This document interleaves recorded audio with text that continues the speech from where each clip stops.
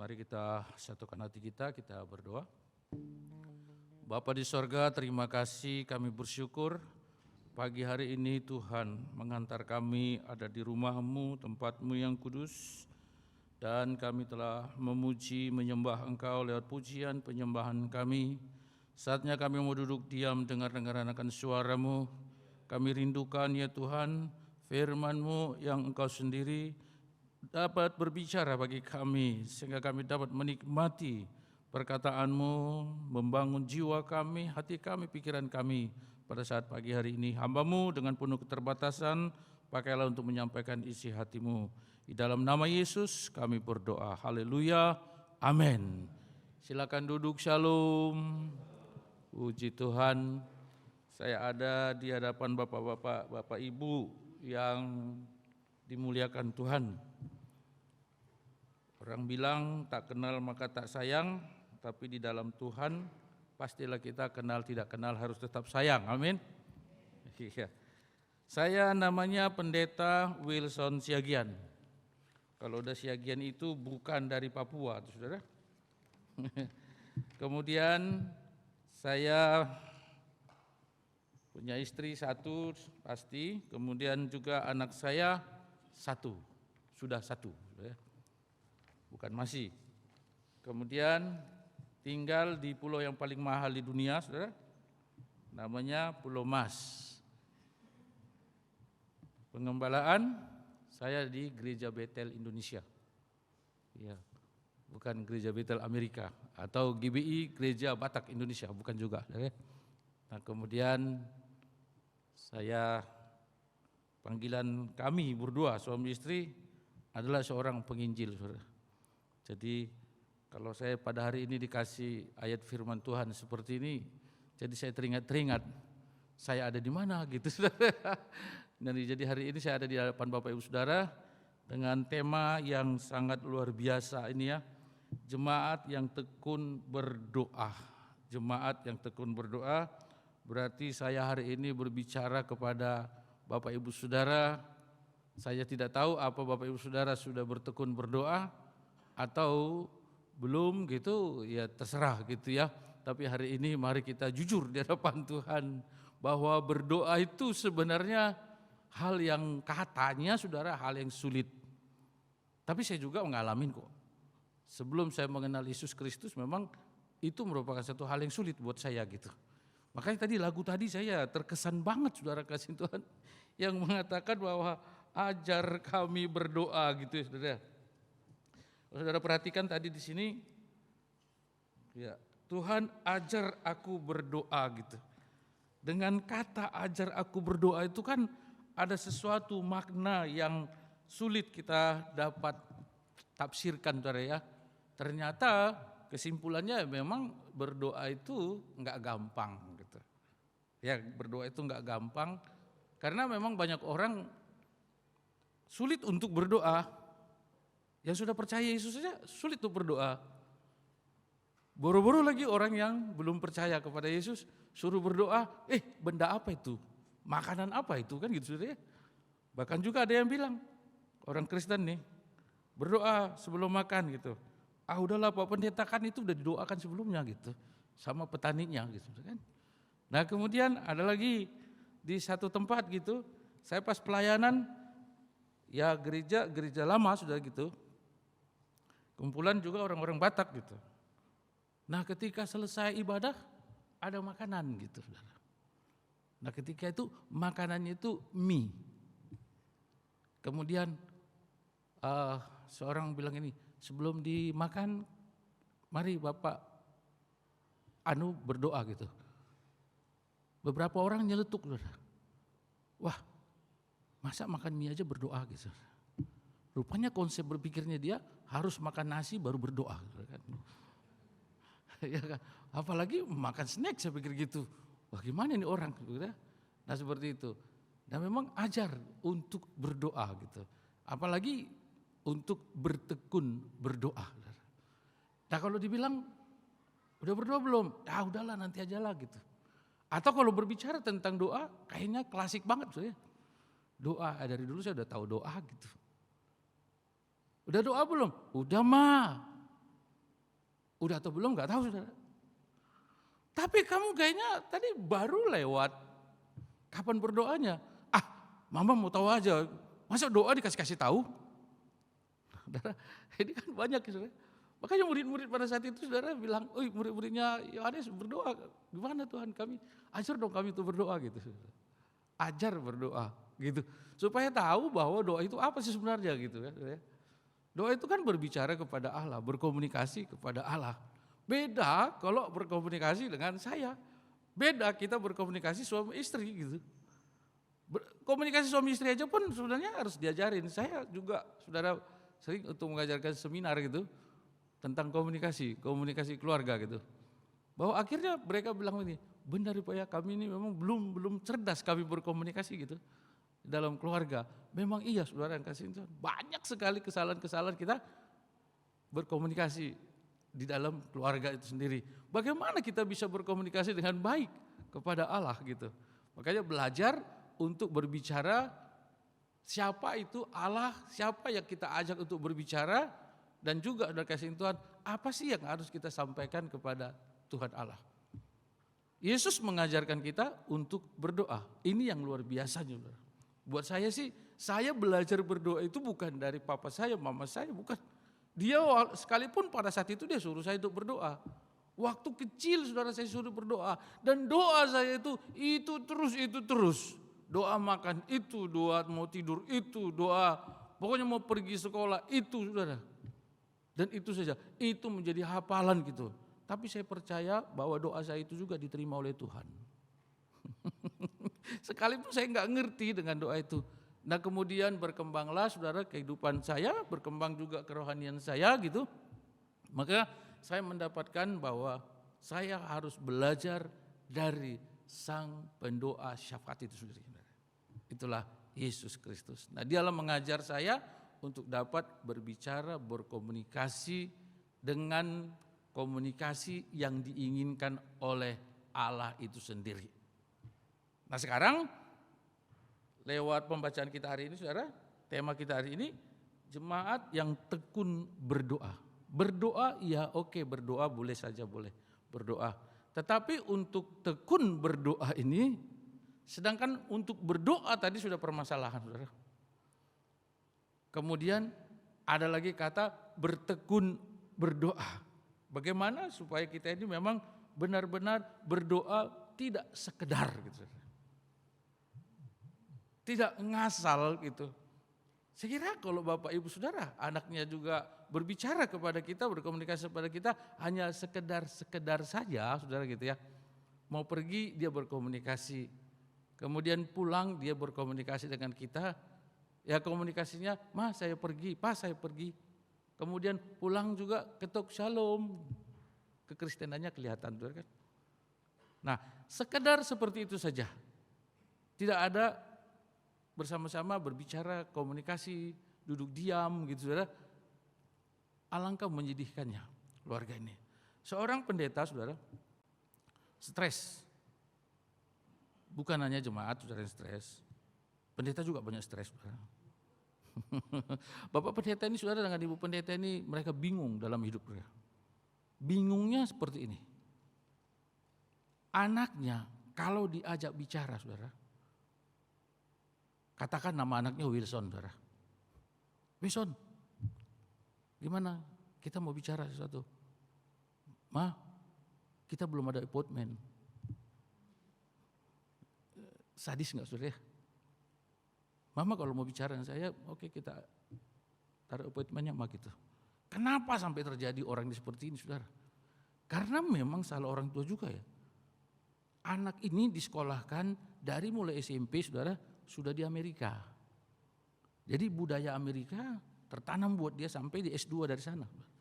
Duitnya banyak sekali. Nah seperti itu. Tapi ketika diajak berbicara, mah kita belum ada janji mah. Karena anaknya sudah umur 35 tahun, saudara belum menikah, orang tua udah stres, saudara. Mau diajak bicara, saudara gak bisa gitu. Harus ada appointmentnya. Kapan nak kamu tetap, kan tunggu mah nanti saya lihat agenda saya dulu. Sampai bertahun-tahun saudara. Bahkan sampai kematian orang tuanya saudara. stres gara anaknya 3 orang yang sama seperti ini saudara. Dan pendidikannya juga sama di sana. Bagaimana kira-kira saudara kalau kita berbicara kepada Tuhan hanya sekedar saja gitu. Kira-kira bagaimana hatinya Tuhan gitu. Sementara Tuhan rindu kita sebagai anaknya supaya kita berbicara kepada Dia. Berbicara dengan santun, berbicara seperti apa yang diinginkannya. Nah, Bapak Saudara kasihin Tuhan, doa bukanlah sekedar tapi harus bertekun. Bertekun itu saudara rajin. Kata tekun kan itu orang-orang yang rajin. Orang-orang yang tekun itu adalah orang-orang yang sungguh-sungguh. Kemudian orang yang rajin itu orang-orang yang bertekun. Orang-orang tidak mempermasalahkan keadaan apapun. Kesulitan apapun yang dihadapinya, sulit atau tidak sulit. Kalau orang yang bertekun berdoa itu, dia tidak dipengaruhi dengan hal itu. Masalah tempat juga dia tidak dipengaruhi dengan hal itu. Karena dia harus berdoa dengan sungguh-sungguh, berdoa dengan rajin.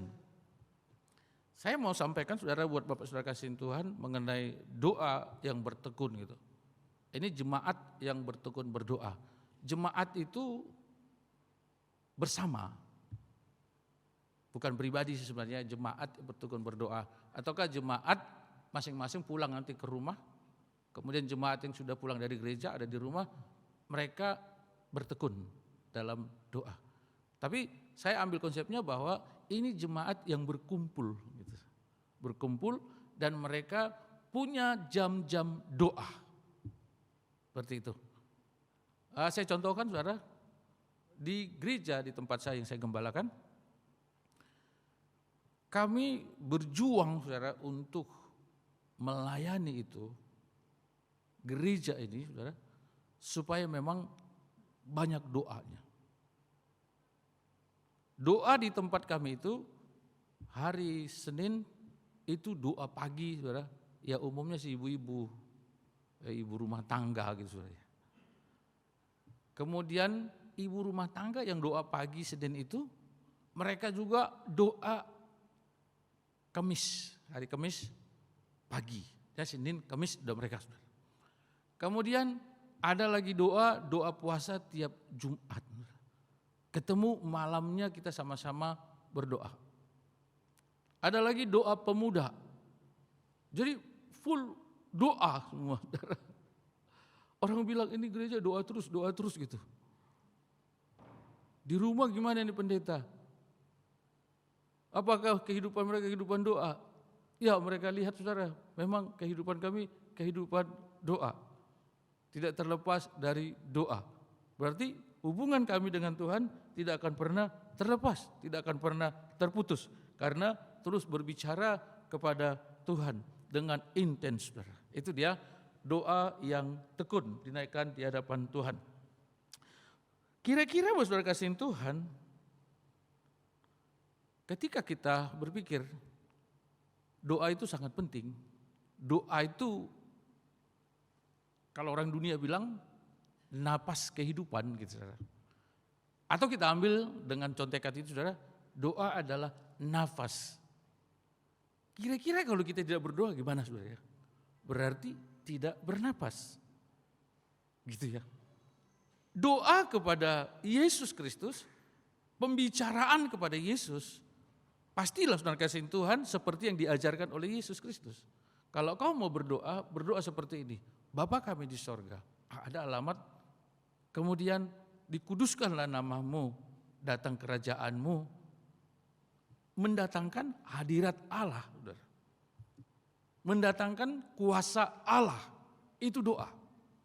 Makanya saudara kasihin Tuhan, seorang wanita yang di Alkitab saudara, seorang wanita yang meminta dibela haknya oleh seorang hakim yang lalim saudara.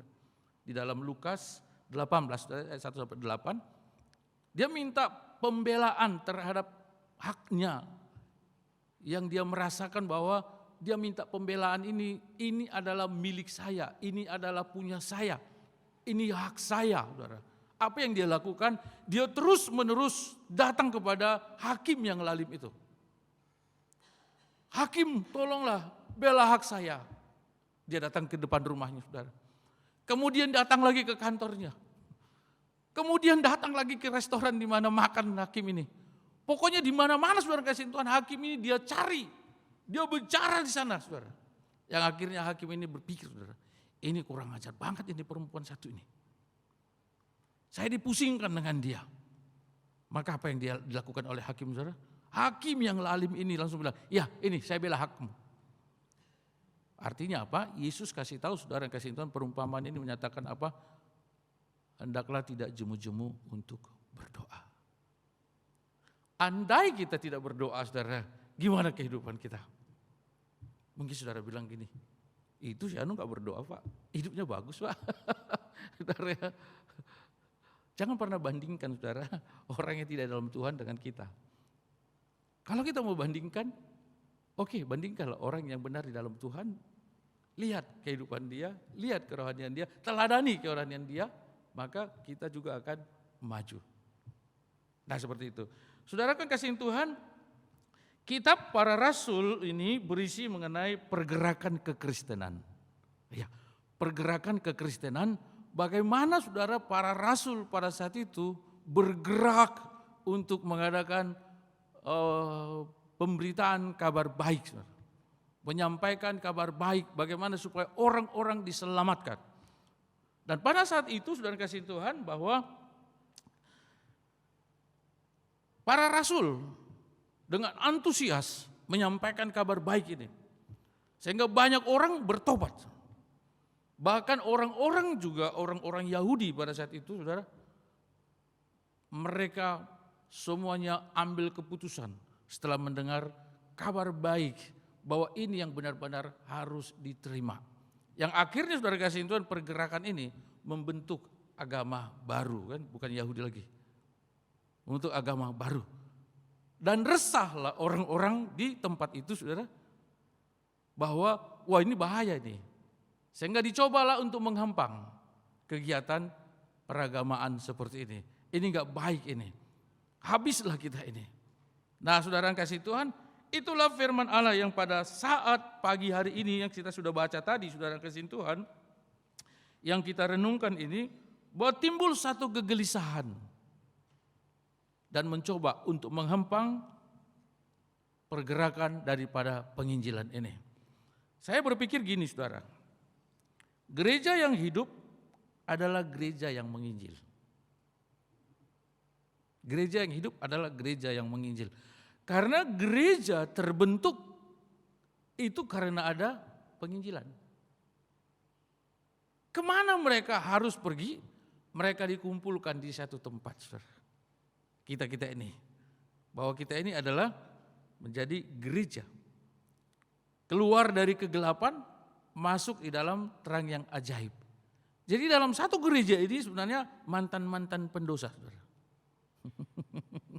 Ya, dosanya dosa masing-masing, nggak tahu latar belakang dosa kita tadi itu apa gitu saudara. Nah kita mantan itulah ada di tempat ini. Kalau kita saudara kasih Tuhan nggak banyak berdoa juga, ini membahayakan sekali gitu. Kemudian saya ambil juga saudara bahwa dalam penginjilan itu perlu doa. Makanya saudara ada peristiwa yang kita baca tadi di sini di ayat yang kelima dikatakan, demikianlah Petrus ditahan di dalam penjara, tetapi jemaat dengan tekun mendoakannya kepada Allah. Jadi dalam penginjilan itu perlu sekali doa. Saya di gereja Betel, saudara, di GBI, kalau di DKI-nya saya kabit penginjilan.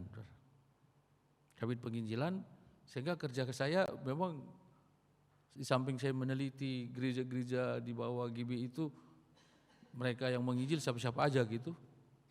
Kemudian juga saya mengadakan pelatihan-pelatihan penginjilan.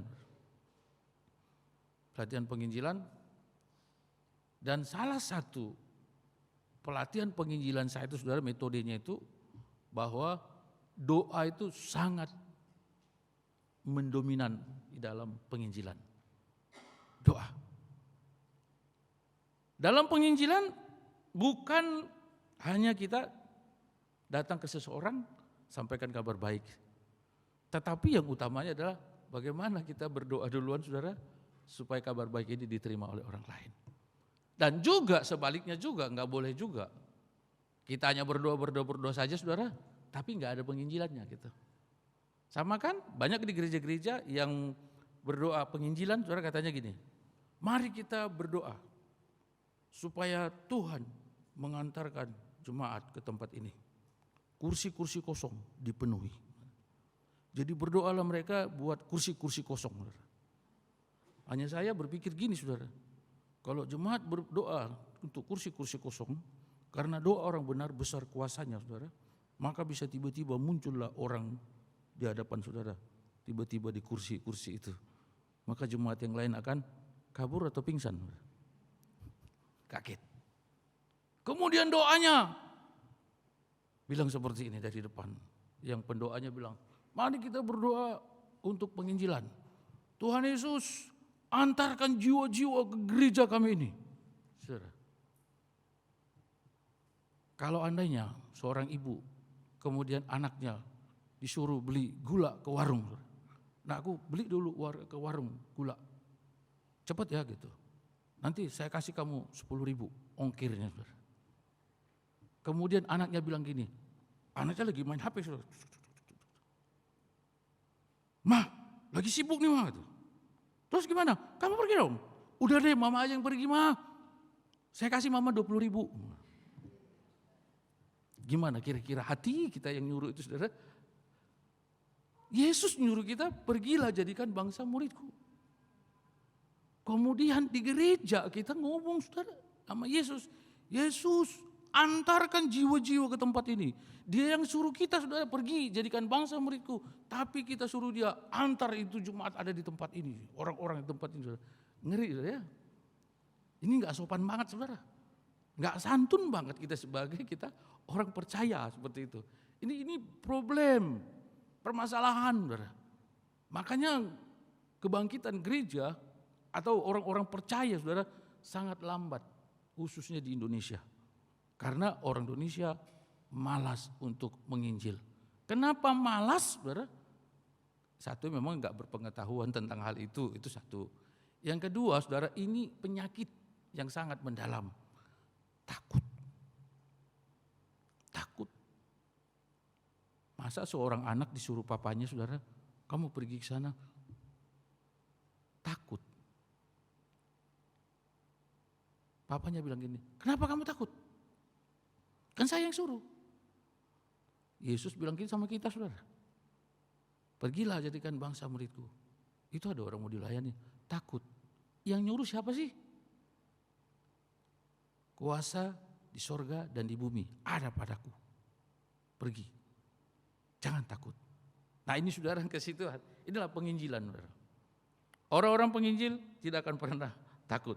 Sekali lagi pertanyaannya, bagaimana kalau kita tidak berdoa, saudara? Khusus untuk penginjilan, maka gereja akan tutup. Gak ada orang lagi di dalam, saudara. Karena gak ada petobat-petobat yang baru. Petobat yang lama sudah pada meninggal. Saudara, dua, meninggalkan tempat ini atau meninggalkan dunia. Saudara. Seperti itu. Nah kemudian, saudara kasihin Tuhan,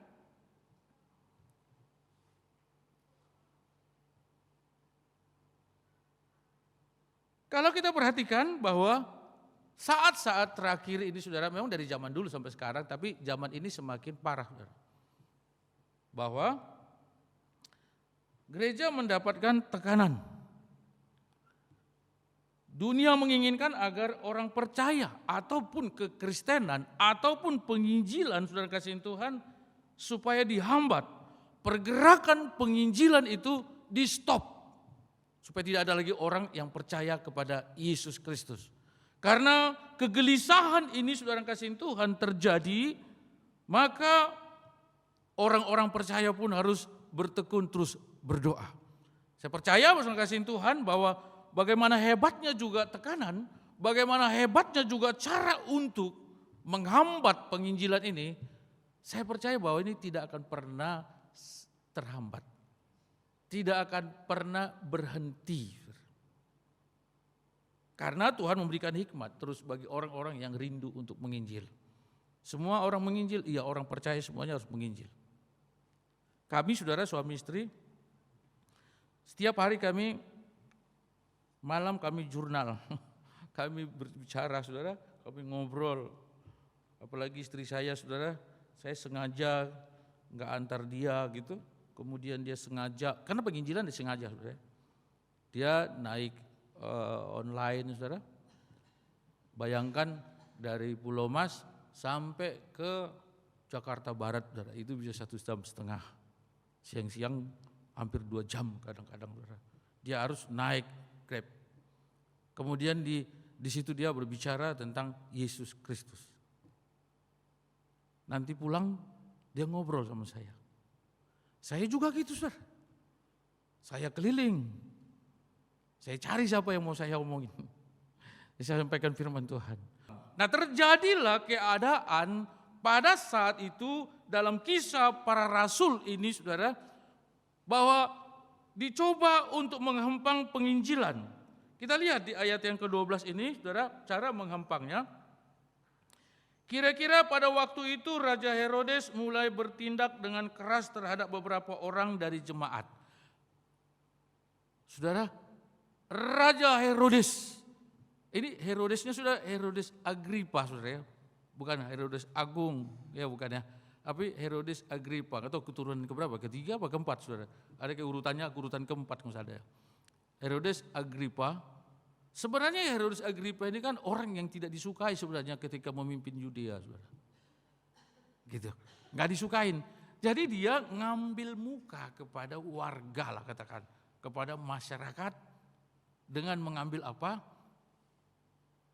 Memusnahkan orang-orang Kristen pada saat itu, dan juga kekristenan harus dihempang. Sehingga di sini dia, kira-kira pada waktu itu Raja Herodes mulai bertindak dengan keras terhadap beberapa orang dari jemaat. Ia menyuruh membunuh Yakobus, saudara Yohanes, dengan pedang. Nah, kemudian saudara kasih Tuhan, ketika Herodes Agripa ini melihat bahwa hal itu menyenangkan hati orang Yahudi, dia ingin lama memerintah di sana saudara, dia mau ambil hati ini orang-orang. Kemudian ia melanjutkan perbuatannya itu dan menyuruh menahan Petrus. Waktu itu hari raya roti tidak beragi. Setelah Petrus ditangkap, Herodes menyuruh memenjarakannya di bawah penjagaan 4 regu. Masing-masing terdiri dari 4 prajurit. Maksudnya ialah supaya sehabis Paskah ia menghadapkannya ke depan orang banyak. Bapak Ibu Saudara kasihin Tuhan, di sini terjadi pergerakan yang semakin hari semakin dahsyat. Bahwa Yakobus, Petrus ini adalah garda depan di dalam penginjilan ini saudara. Terlebih dahulu Yakobus yang disikat saudara, dihabisi. Kemudian dilihatlah bahwa warga, masyarakat senang dengan terhadap seperti ini. Apalagi Petrus, kalau saya bunuh dia, maka orang akan semakin senang saudara. Dengan berpikir bahwa kalau Petrus dihabisin ini, maka selesailah pergerakan kekristenan. Ini saudara. Jadi diambil pentolannya gitu. Diambil pentolannya supaya stop. Tapi buat saya saudara, jujur saja bahwa pergerakan kekristenan, pergerakan penginjilan ini adalah milik Allah sehingga tidak pernah akan terhempang gitu. Tidak akan pernah putus. Saya, saudara, setelah umur belakangan ini, bukan saya tidak sanggup, saudara. Saya nggak masuk lagi ke daerah-daerah gitu. Kalaupun ke daerah saya diminta, terus ke daerah sudah saya bilang, di mana pesawat mendarat aja dah, saya bilang gitu. Saya di situ gitu. Yang tadinya sudah sampai masuk ke dalam pedalaman gitu. Cuman saya sadarin umur saya sekian, kemudian juga orang-orang muda juga banyak yang harus masuk lagi ke daerah itu, saudara. Sehingga orang-orang muda nanti kan menjadi orang-orang penginjil yang lebih dahsyat dari saya. Nah, Petrus ini saudara kasihin Tuhan ini berbahaya ini. Sehingga apa? Dia harus ditangkap. Kemudian dia harus dibunuh, diselesaikan. Dan ini didengarlah saudara kepada jemaat-jemaat Kristus pada saat itu, saudara. Mereka mengadakan apa? Doa syafaat. Mereka mengadakan doa yang tidak henti-henti. Mereka bertekun di dalam doa. Kita lihat saudara yang mereka lakukan doanya. Di ayat kelima, demikianlah Petrus ditahan di dalam penjara, tetapi jemaat dengan tekun mendoakannya kepada Allah. Dengan tekun mendoakan Petrus ini. Kemudian di ayat yang ke-12 saudara. Dan setelah berpikir sebentar, pergilah ia ke rumah Maria, ibu Yohanes yang disebut juga Markus. Di situ banyak orang berkumpul dan berdoa. Saudara. Jadi memang kegiatan mereka, gereja mula-mula itu saudara, mereka itu banyak berdoa, bahkan bertekun berdoa, ngumpul saudara berdoa. Bahkan juga dalam tekanan seperti ini juga, mereka harus lebih intens untuk berdoa. Sekalipun saudara di gereja tempat saya banyak program doanya saudara, pertemuan-pertemuan doanya. Tapi memang enggak semua orang sih mau berdoa saudara. Hanya beberapa orang saja. Ya ada yang sekali-sekali datang gitu. Ada yang sama sekali enggak datang. Bahkan ada ya pengurus gereja juga saudara kasih Tuhan. Ada yang malas untuk berdoa. Seperti itu ya. Sudah tekanan yang saat sekarang ini saudara. Bahkan bukan hanya tekanan dalam penginjilan, tekanan ekonomi juga menghantam kita pada saat ini saudara. Kemana kita mau lari gitu? Kalau kita nggak minta kepada Tuhan, Yesus tolong saya. Yesus tolong Petrus pada saat ini. Lewat dialah ini penginjilan ini dahsyat, hebat, luar biasa. Mereka berdoa saudara dengan tekun. Apa yang terjadi bakal kasihin Tuhan? Itulah dahsyatnya doa saudara. Di tempat saya saudara, ya doa-doa apalagi doa pagi-pagi gitu, secara khusus gitu, mari datang orang-orang saudara, orang-orang yang susah perekonomiannya, susah menghadapi keadaan saudara, bahkan juga ya susah kesehatannya gitu, datang mereka kemudian mendapat jawaban gitu. Sehingga gereja ini juga harus bersaksi gitu. Bahkan ada tetangga yang selama ini saudara mengejek gereja ini. Terjadilah sesuatu dengan kesehatan dia. Saudara. Dia datang tiap hari, tiap pagi datang tiap pagi. Saudara. Ini orang saudara tiap hari datang ke gereja. Bahkan di lingkungan tempat saya ini saudara, dia terus memberitakan kabar baik pada orang-orang sekitar itu. Ibu ini saudara buta huruf loh. Kita yang gak buta huruf gimana ya gitu. Ada seorang ibu juga buta huruf saudara di daerah Cilacap. Saudara. Saya pergi ke sana karena ada di sana titik-titik penginjilan saudara untuk memenangkan orang-orang di sana. Ada seorang di sana mereka mendirikan gereja rumah saudara. Nah ibu ini punya gereja rumah. Dan jemaat gereja rumah ini banyak saudara. Sementara ibu ini adalah buta huruf, nggak tahu baca. Bawa Alkitab enggak? Bawa saudara. Kemudian bagaimana cara dia? Saya tanya ibu nih, gimana caramu bisa memenangkan orang seperti ini? Saya bilang, saya jadi malu saya ini, saya bilang gitu. Malu saya ini, saya bilang dibandingkan dengan ibu.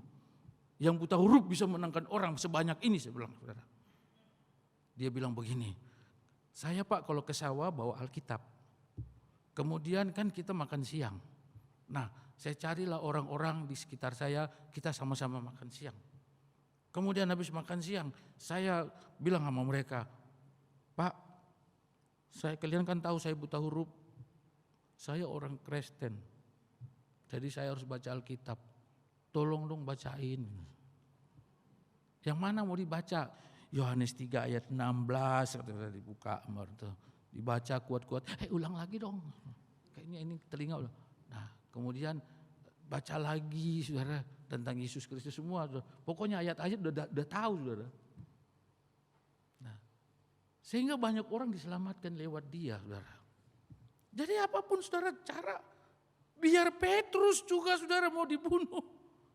Yakobus sudah dibunuh. Tapi Injil yang sudah disampaikan, saudara, itu tidak pernah terbunuh. Nah seperti itu. Nah apa yang terjadi, saudara, doa yang dahsyat yang dinaikkan oleh para para jemaat pada saat itu, saudara. Maka yang terjadi, bayangkan di sini, saudara, bagaimana Petrus menghadapi keadaan itu. Kok Petrus bisa tidur nyenyak, saudara? Ya, kita lihat di sini.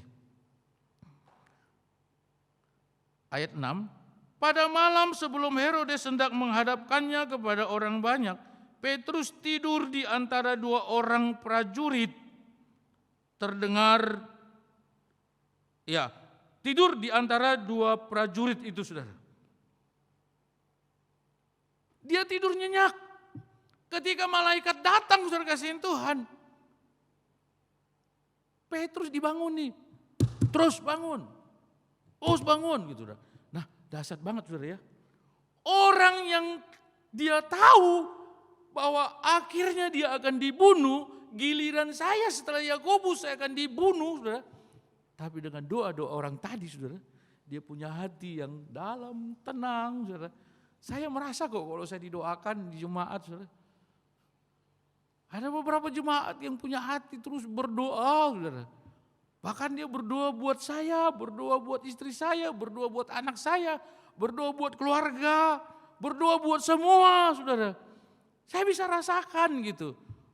Bahkan saya tanya, saudara kasihin Tuhan, waktu ada pembelaan Tuhan terhadap saya di satu tempat gitu, saya tanya mereka pada waktu itu di mana mereka gitu. Mereka bilang, Pak, waktu jam sekian kami doakan Bapak gini. Wow, luar biasa. Petrus tenang, saudara. Petrus tidak takut. Saya akan mati nih, enggak takut, saudara. Saya juga, saudara kasih Tuhan, dalam penginjilan saya enggak pernah takut, saudara. Bahkan penginjilan yang saya ajarkan sekarang ini, saudara, enggak penginjilan seperti metode lama, saudara gitu kan. Yang harus kita, kalau kamu udah terima Yesus belum? Belum. Kamu harus terima Yesus. Kalau enggak kamu meninggal, mati kamu ke neraka, tahu enggak gitu. Enggak gitu lagi, saudara. Tapi banyak cara.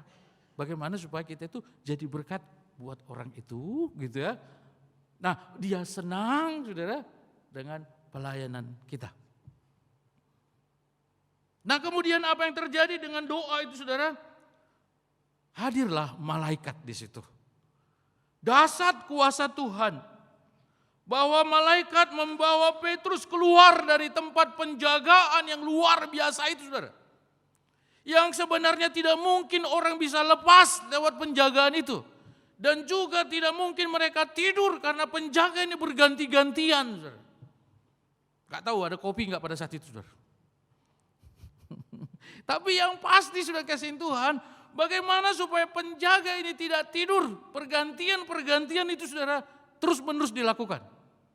Tetapi akhirnya Petrus itu bisa keluar dibawa oleh malaikat. Kemudian kedahsyatan doa itu, saudara kasihin Tuhan, bahwa lawan menjadi bingung. Herodes Agripa pada saat itu bingung. Kok bisa Petrus itu keluar dari tempat itu, gitu, saudara. Wah, gawat ini, gitu. Repot mereka di tempat itu, saudara. Di ayat yang berikutnya dikatakan sini, ayat 18, saudara. Pada keesokan harinya gempar prajurit-prajurit itu.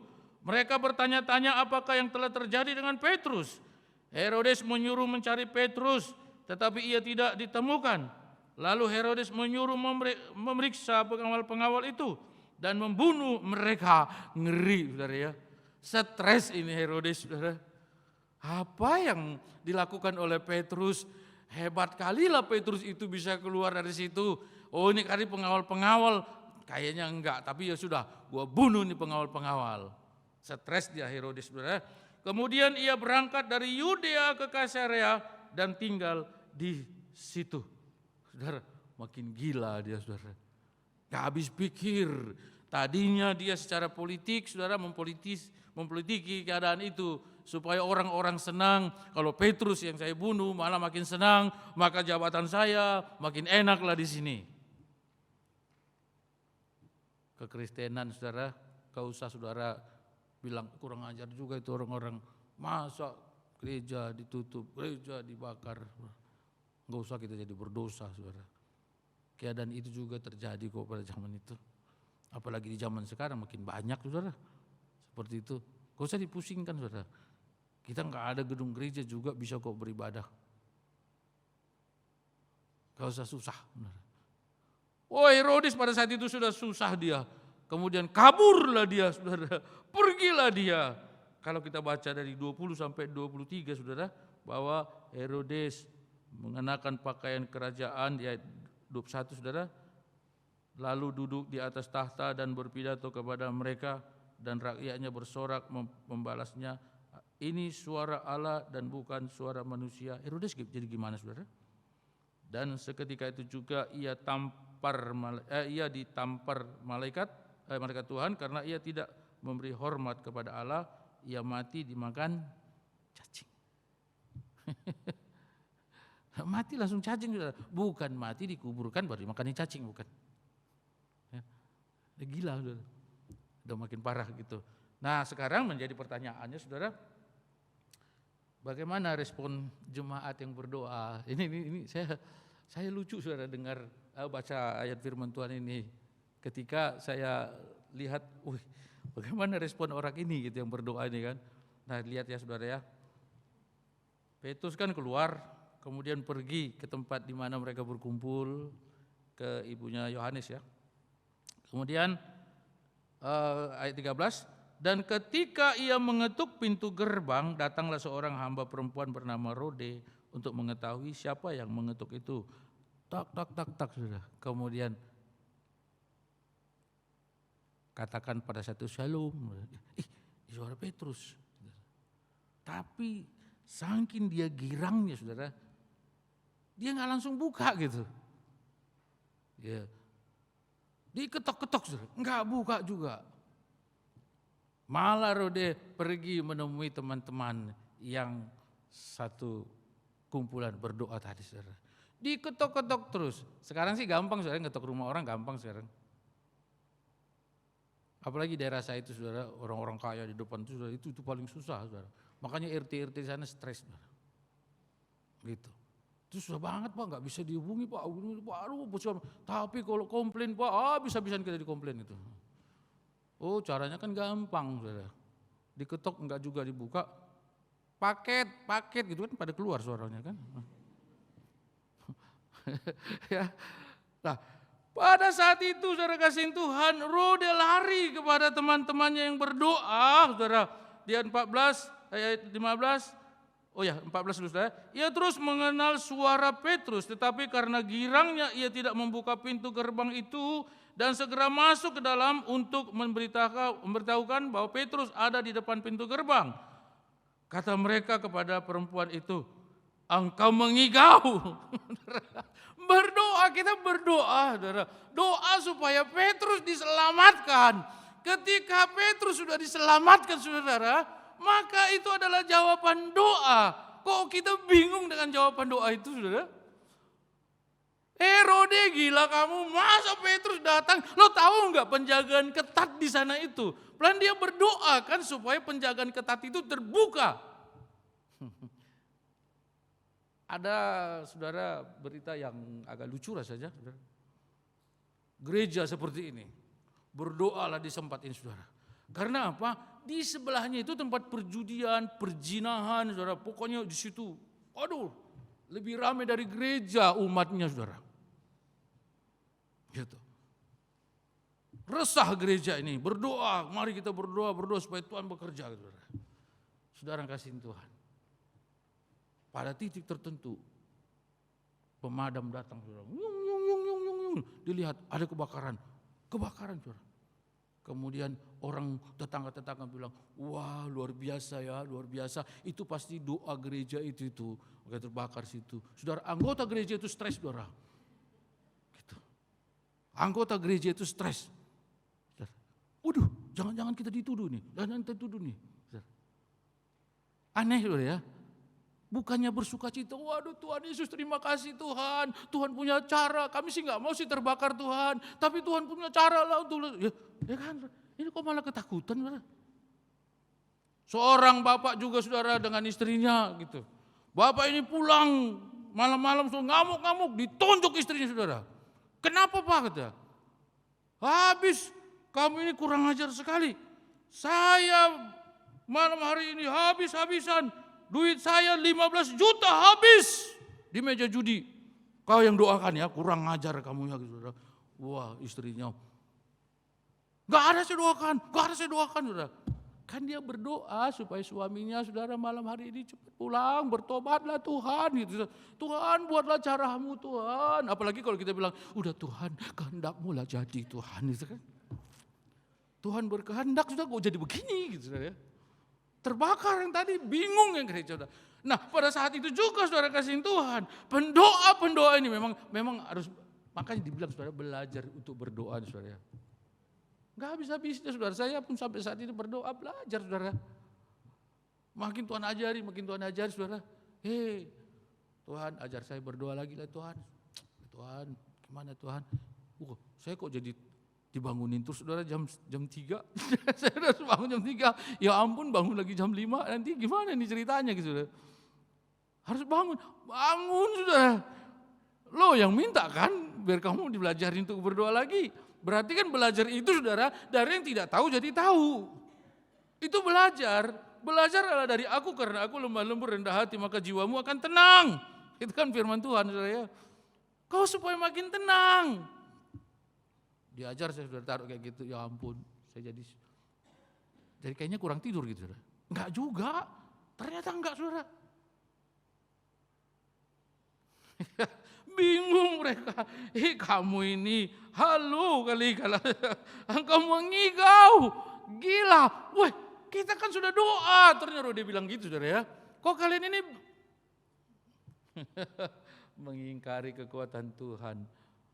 Apalagi kalau orang berdoa, saudara udah berdoa, Tuhan jamalah istri saya yang sakit ini supaya disembuhkan. Haleluya, amin. Bingung lagi ya. Kapan lah sembuh istri saya ini? Benar enggak ya Tuhan mau sembuhkan dia? Kemudian enggak kelihatan kesembuhan, baru doa seminggu, dia pun baru belajar doa dari tingkat apalah nama itu saudara, PAUD ya. Doanya PAUD aja belum tamat saudara, angkasnya Tuhan tingkatannya gitu, udah nagi-nagi Tuhan gitu. Gitu ya. Nah, alhasil apa? Enggak mau berdoa lagi. Udah Tuhan gua enggak berdoa lagi gitu. Yang rugi siapa sih? Ya saudara ya, kita rugi sendiri gitu ya. Kemudian apa yang terjadi lagi saudara?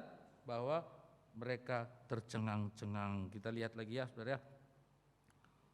Ya, kemudian 16.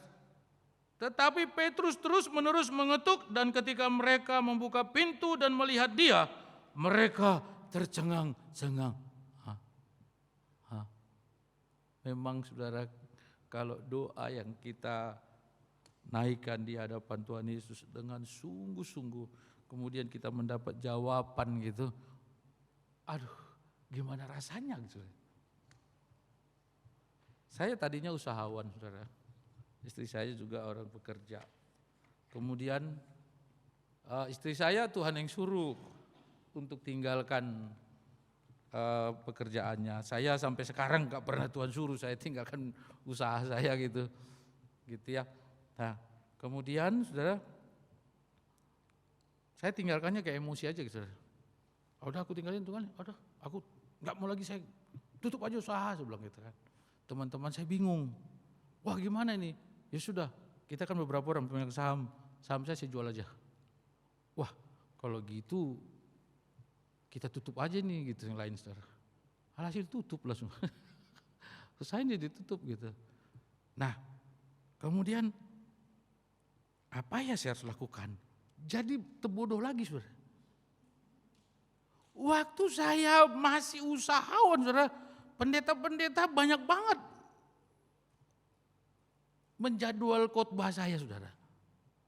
Setelah saya enggak lagi pengusaha saudara, mereka tahu semuanya balik kanan saudara, membelakangi, bahkan punggungnya pun membelakangi, saya enggak pernah lihat lagi saudara gitu.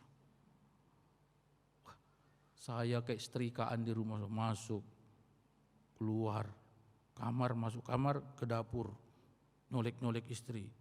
Habis itu balik lagi kayak setrikaan. nggak pernah rapi setrikanya. Bingung. Nah kemudian saya minta ke Tuhan, pakai saya Tuhan lebih dahsyat lagi, lebih luar biasa lagi. Ternyata harus doanya saudara. Disitulah saya sudah pertama sekali masuk dalam doa 3 hari 3 malam puasa saudara. Memang saya ambil waktu di satu tempat lah saudara. Enggak di rumah, nanti kalau di rumah datang nanti tetangga, mana ada bapak di rumah, oh lagi berdoa. Ntar lagi dia oh ya doa, dia kan pikirkan saudara, doakan sebentar 5 menit aja sudah kuat tuh kan gitu kan. Habis itu datang lagi, Bu, bapak udah selesai doa. Wah pikir, enggak bapak enggak di sini doanya, bapak lagi pergi jauh. Ah gitu saudara, 3 hari 3 malam saya berdoa puasa saudara. Kemudian berikutnya lagi, bikin lagi saudara. Sampai 4 kali saya saudara, doa 3 hari 3 malam yang intens saudara. Alhasil kedahsyatan Tuhan terjadi, kehebatan Tuhan terjadi. Tuhan sampai pakai lagi lebih heran, lebih luar biasa lagi. Sampai saya nggak tahan sebenarnya saudara. Ini yang tercengang-cengang kita. Kalau udah doa saudara, makanya saya bilang kalau saya mau saksikan semua saudara tentang doa itu nggak habis-habis saudara. Sampai saudara lihat bendera kuning di tempat saya nanti gitu saudara, nggak habis-habis, disitulah stopnya saudara. Gitu. Karena apa? Kehebatan, kedahsyatan Tuhan ketika kita berdoa meminta kepada Dia. Saudara jangan undang lagi saya ya saudara ya. Karena saya memusingkan saudara hari ini. Lewat waktunya saya taruh saudara gitu ya. Iya, saya saking senangnya saudara lihat Bapak Ibu saudara. Karena saudara kan lihat saya gitu, oh masih on, gitu kan. Tapi kalau udah begini-gini saudara, aduh tuh 15 menit aja nggak usah diteruskan gitu. Kenapa? Dia itu juga pusing nanti, dia tahan-tahan, saudara tahan-tahan sampai matanya berkuah saudara gitu kan. Nah mendingan di stop kan gitu kan. Ini belum berkuah-kuah juga ya kan, kita harus stop karena saya juga harus pelayanan lagi saudara di tempat saya gitu. Tuhan Yesus memberkatin, mari kita berdoa. Bapa di sorga, terima kasih firman-Mu ini ya dan amin, firman-Mu hebat ya Tuhan. Engkau berbicara bagi kami pada saat ini, pada umat-Mu ada di tempat ini, semua kami Tuhan, supaya kami menjadi pendoa-pendoa yang bertekun di dalam Engkau ya Tuhan Yesus. Sehingga kami akan melihat perkara-perkara besar yang Tuhan lakukan, Tuhan kerjakan.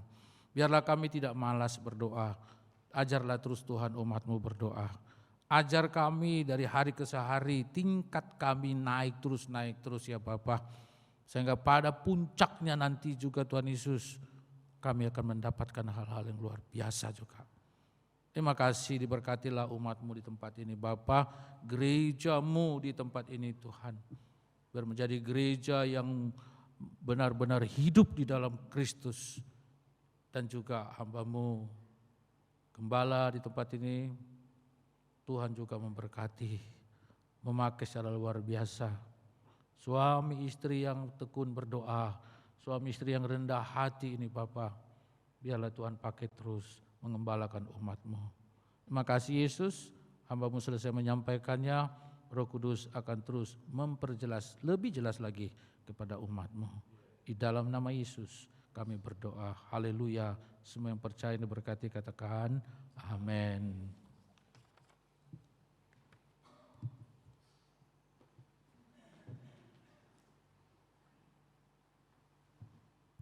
Terima kasih kepada Bapak Pendeta Wilson Siagian sudah sampaikan firman Tuhan. Bapak Ibu Saudara, saya undang untuk bangkit berdiri. Kita akan bacakan pengakuan iman kita di hadapan jemaatnya, di hadapan Tuhan lewat ibadah ini. Mari kita mulai. Aku percaya kepada Allah, Bapa yang Maha Kuasa, Halik langit dan bumi. Dan kepada Yesus Kristus, anaknya yang tunggal Tuhan kita, yang dikandung dari Roh Kudus, lahir dari anak darah Maria, yang menderita sengsara di bawah pemerintahan Pontius Pilatus, disalibkan, mati dan dikuburkan, turun ke dalam kerajaan maut. Pada hari yang ketiga bangkit pula dari antara orang mati, naik ke sorga, duduk di sebelah kanan Allah, Bapa yang Maha Kuasa. Dan dari sana Ia akan datang untuk menghakimi orang yang hidup dan yang mati.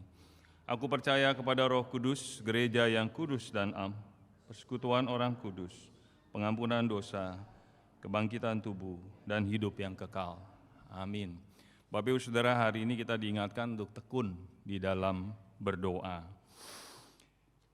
Kita bisa saling menguatkan, bisa menjadi saluran berkat bagi sesama. Hari ini kita juga diingatkan kalau kita berdoa, kita mesti berhati-hati dalam doa.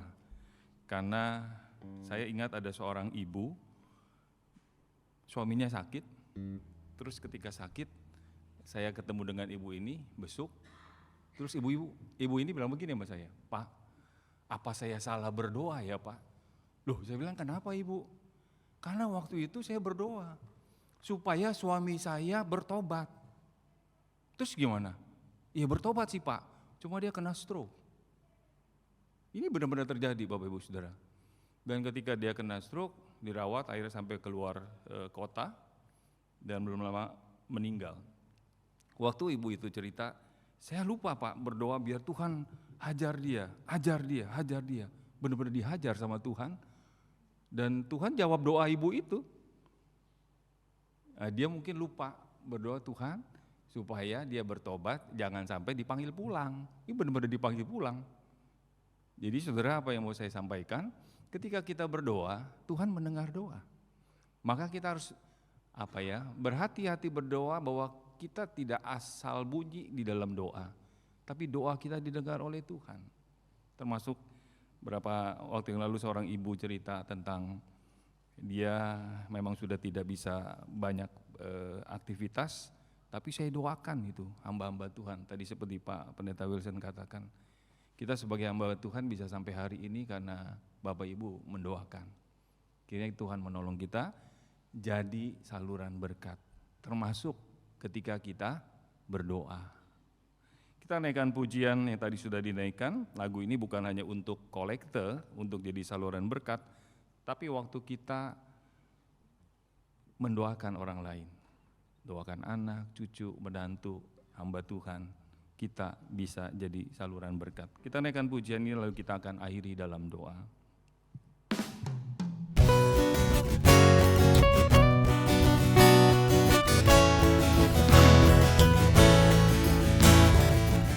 Dalam hidup berliku-liku banyak keluh dan kesal, beri terangmu di tempat gelap itu, hilangkanlah yang susah.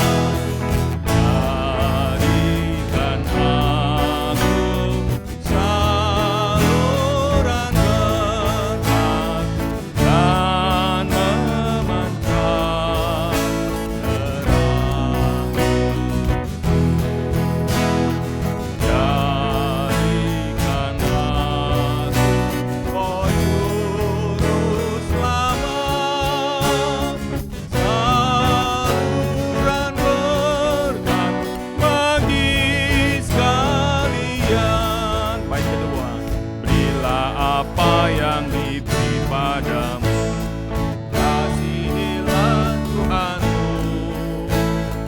genapkan seluruh pelayananmu, tolong yang tak berdaya.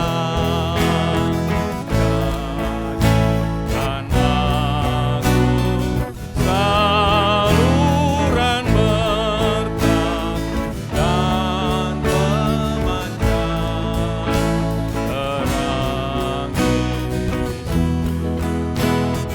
Jadikan Oh Juru Selamat, saluran berkat bagi sekalian, saluran berkat, saluran berkat bagi sekalian, saluran berkat, saluran berkat bagi sekalian.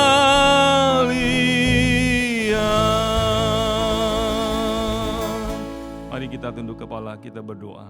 Kiranya puji-pujian ini menjadi doa kami, supaya kami boleh menjadi saluran berkat bagi orang banyak, orang yang membutuhkan Engkau, mulai dari lingkungan keluarga kami, hamba-hamba Tuhan yang melayani, para pengurus, juga tetangga, kiri, kanan, depan, belakang tempat kami tinggal.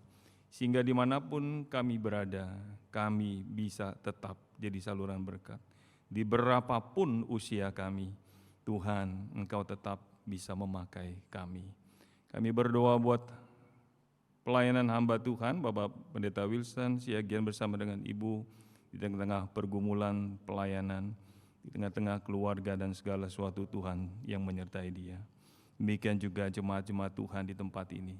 Ajarlah kami berdoa dengan benar, ajar kami berdoa dengan iman bahwa Tuhan mendengar doa kami.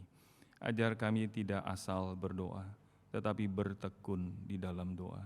Sehingga hari demi hari hidup kami semakin bertumbuh dalam iman, pengenalan siapa Engkau, terus-menerus kami hidup di dalam anugerah dan berkat-berkat pimpinan Tuhan. Banyak yang ingin kami doakan. Ajar kami berdoa seperti Tuhan Yesus mengajar para murid-Nya berdoa, Bapa kami. Bapa kami yang di surga, dikuduskanlah nama-Mu. Datanglah kerajaan-Mu, jadilah kehendak-Mu di bumi seperti di surga.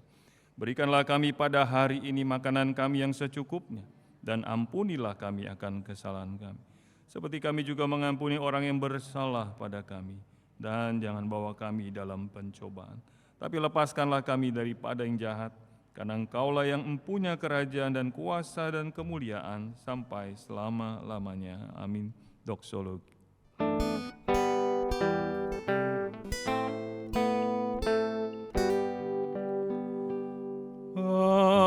Bagi Bapa, Anak, dan Roh, puji, hormat, dan mulia,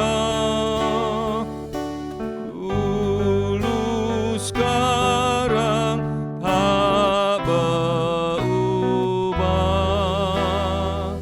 hingga selama-lamanya.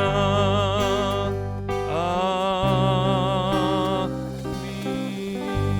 Bapak Ibu Saudara yang kasih Tuhan, angkatlah kedua tanganmu dan terimalah berkat dari sorga, kasih dari Allah Bapa, damai sejahtera dari Tuhan kita Yesus Kristus, dengan persekutuan Roh Kudus menyertai kita semua dari hari ini sampai hari kedatangan Kristus yang kedua kali, bahkan sampai selama-lamanya. Amin. Amin. Amin.